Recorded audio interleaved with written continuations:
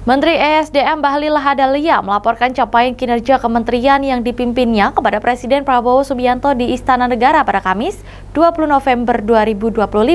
Di antaranya mengenai penerimaan negara bukan pajak sektor ESDM, realisasi lifting, serta rencana peresmian proyek Refinery Development Master Plan di Kalimantan Timur. Menurutnya, proyek itu akan menciptakan lompatan besar dalam ketahanan energi nasional. Dari pemerintah nggak Pak untuk itu, untuk menekan emisi net?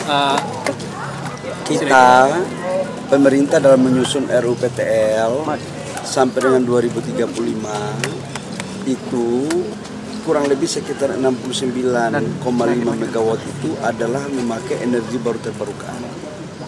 Karena itu untuk urusan PLTU tidak ada lagi pembangunan yang terlalu banyak, hanya kurang lebih sekitar 30% yang tidak memakai energi baru terbarukan.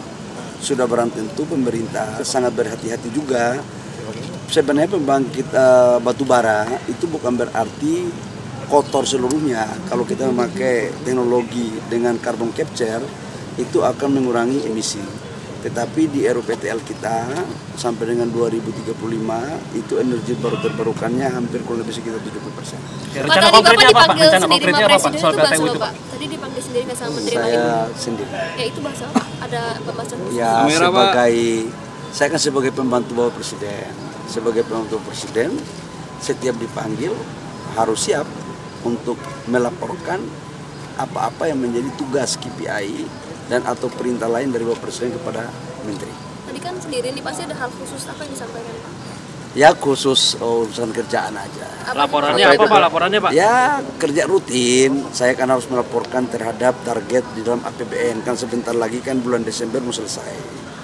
Bagaimana PNBP kita? PNBP kita sudah 85% dari target yang diberikan dalam APBN. Kemudian lifting juga alhamdulillah mencapai target. Kemudian saya juga melaporkan tentang rencana peresmian RDMP di Kalimantan Timur. Yang kalau itu diresmikan, maka insya Allah 2026 kita sudah mencapai swasembada di bidang energi solar dan aftur. Ini yang kita lagi rencanakan ke depan. Pak, jadi RDMP-nya kapan Pak? Kemarin kan 10 November Pak, tapi mundur ya? Rencananya insya Allah doain di tanggal 17 Desember. 17 Desember. Bisa kita resmikan ya. Soal adanya polisi yang di Kementerian SDM itu bagaimana tanggapan Pak Bahlil Pak? Kalau kementerian apa? Kalau dari MK kan putusannya polisi aktif nggak boleh jabat di kementerian Pak. Di SDM ada beberapa anggota dari Polri termasuk Inspektur Jenderal kita itu pangkatnya bintang 3 atau apa namanya komjennya. Dan setelah ada keputusan MK nanti kita lihat perkembangan apa yang menjadi kajian dari Menpan RB, kemudian dari Mendagri, kemudian dari Menteri Hukum, apa yang menjadi kajian, setelah itu baru kami akan ikuti. Kalau dengan adanya Polri aktif itu apakah membantu kinerja SDM? Oh sangat. Polisi aktif, kemudian jaksa aktif. Jaksa juga kan ada di kantor kami. Dirjen Gakum kan dari jaksa.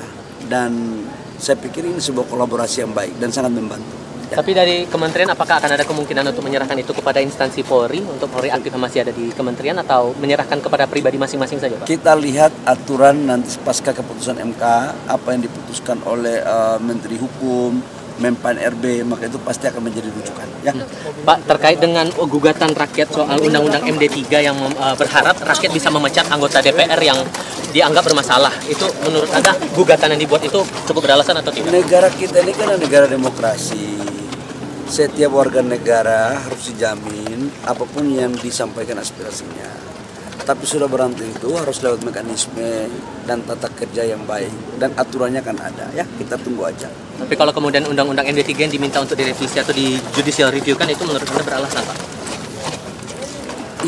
Yang mengajukan kan masyarakat. Dibawa ke judicial review di MK. Biar aja proses kita hargai ya. Oke. Terima kasih. Terima kasih ya. Terima kasih. Dan Vivo kapan belinya Pak? Pak Bahlil, Shell dan Vivo untuk baseball kapan belinya Pak? Ini kan sejauh ini baru BP Pak. Konsep B2B kan sudah dilakukan. Tadi saya juga rapat dengan Pertamina bahwa silakan aja secara kolaborasi B2B secara kolaborasi yang baik.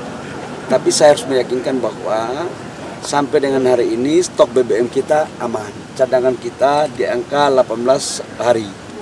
Minimalnya itu kan 18 hari sampai 19 hari. Dan clear. Artinya sahabat-sahabat saya pelaku usaha swasta sekalipun tidak menjalankan penjualan bensin khususnya, tapi kan alhamdulillah rakyat kan tetap tersedia barang-barang yang dibeli. Ya, makasih ya. Terima kasih Pak.